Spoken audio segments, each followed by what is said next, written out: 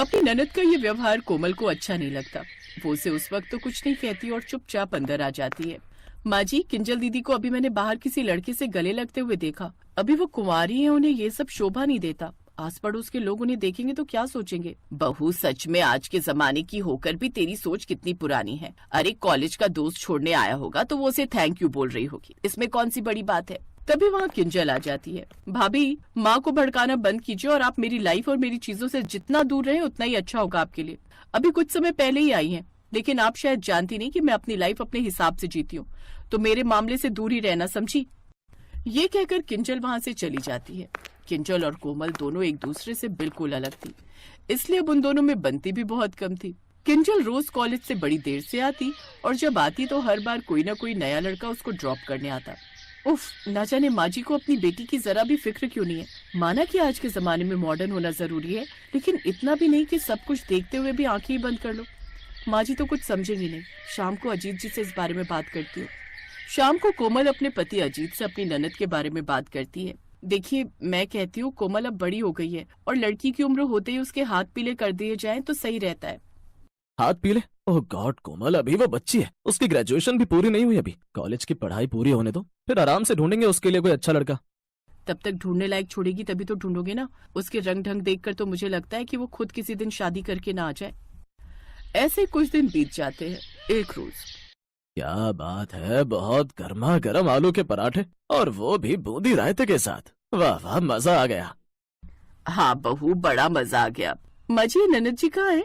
अपने कमरे में सो रही होगी। आज संडे है तो आराम से उठेगी, लेकिन 9 बज गए, जा उठा दे उसे अब। अपनी सास की बात मानकर कोमल अपनी ननद को उसके कमरे में बुलाने जाती है कि तभी उसे किसी के गुनगुनाने की आवाज आती है। तो तुम मुझसे कौन सा बच जाओगे गौरव? ऐसा रंग लगाऊंगी कि तुम भी मुझसे बच नहीं पाओगे। अच्छा, वो तो होली वाले दिन ही पता चलेगा कि कौन किसको कैसे रंग लगाता है। तभी कोमल बाहर बालकनी में पहुंच जाती है। ओ गॉड, फिर आ गई कबाब में हड्डी। इतनी नजर तो मेरी माँ नहीं रखती जितनी ये रखती है। जीना मुश्किल कर दिया इन्होंने तो। क्या हुआ ननद जी, कुछ कहा क्या तुमने? नहीं, कुछ नहीं कहा। कहिए, आप क्यों आई हैं यहाँ? चलिए, नाश्ता लग गया है। वैसे आप सुबह सुबह बालकनी में क्या कर रही थी? योगा करने आई थी। आपसे मतलब? ऐसे ही कुछ दिन बीत जाते हैं और अब होली का त्योहार पास आ जाता है। कोमल की सास उससे कहती है, कोमल बहू, तुम्हारे अपने ससुराल में पहली होली है ना, तो वो खूब धूमधाम से होनी चाहिए। मैंने घर में एक बड़ी पार्टी रखी है, सबको बुलाएंगे। उसकी तैयारी के लिए चलो बाजार चलते हैं। तुम अपने लिए नए कपड़े भी ले लेना। हाँ हाँ माँ, मैं भी चलूंगी। मुझे तो होली बहुत पसंद है और मैं भी अपने लिए शॉपिंग करूंगी। किंजल भी उनके साथ शॉपिंग पर चली जाती है, जहाँ बाजार में हर तरफ होली की रंगत थी। तरह तरह के रंग, पिचकारी और कपड़े मिल रहे थे। ये वाला सूट देखो, ये कितना अच्छा है। ये आप पर खूब खिलेगा मैडम। ठीक है, आप इसे पैक कर दीजिए। हाँ, मुझे तो ये वाली व्हाइट वेस्टर्न ड्रेस पसंद है, मैं इसे ही लूंगी और साथ में चश्मा भी। लेकिन ननद जी, होली पर आप सूट सलवार पहने तो वो ज्यादा ठीक लगेगा। वहाँ कितने तरह के लोग आते हैं और ऐसे कपड़े। ओह गॉड भाभी, आप फिर अपना ओल्ड फैशन लेकर शुरू मत हो जाना। कोमल चुप हो जाती है। कुछ देर बाद वो सब शॉपिंग कर वापस घर आ जाते हैं। ऐसे ही होली का दिन आ जाता है। कोमल सुबह जल्दी उठकर होली की तैयारी कर लेती है, तो वहीं किंजल भी शॉर्ट ड्रेस पहनकर तैयार हो जाती है। आज लग रही हूँ मैं एकदम पटाखा। आज तो सब मुझे देखते ही रह जाएंगे। कोमल भी अपने पति के पास जाकर उसे रंग लगाती है। ये लीजिए जी, हैप्पी होली। तुम्हें भी यहाँ की पहली होली मुबारक हो। चलो अब जल्दी से चलते हैं, सब मेहमान आते ही होंगे। उनके घर में मेहमान आने शुरू हो जाते हैं, जिसमें किंजल के दोस्त और पड़ोस का गौरव भी रंग लगाकर वहाँ पहुँच जाता है और किंजल के चेहरे पर रंग लगाता है। Happy Holi baby. Happy Holi you too. चलो अब साथ में डीजे पर डांस करते हैं। कोमल लगातार अपनी ननद पर नजर रखे हुए थी, क्योंकि उसे गौरव और उसके दोस्तों के इरादे ठीक नहीं लग रहे थे। सब पार्टी में व्यस्त हो जाते हैं और इस मौके का फायदा उठाते हुए गौरव और उसके दोस्त किंजल को भांग पिला देते हैं और फिर बेहोशी की हालत में उसे कमरे में ले जाते हैं।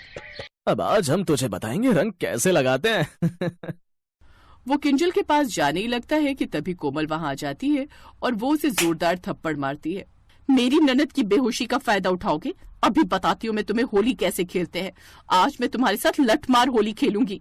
कोमल उन सबको डंडों से मारते हुए बाहर ले जाती है और सारी बात सबको बताती है। सब उन सब की खूब पिटाई करते हैं।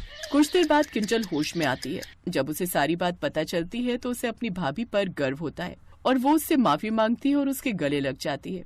अब वो अपनी सारी बेशर्मी भी छोड़ देती है और कुछ देर बाद फिर किंजल सूट पहनकर आती है और सबके साथ खुशी खुशी होली का त्योहार मनाती है।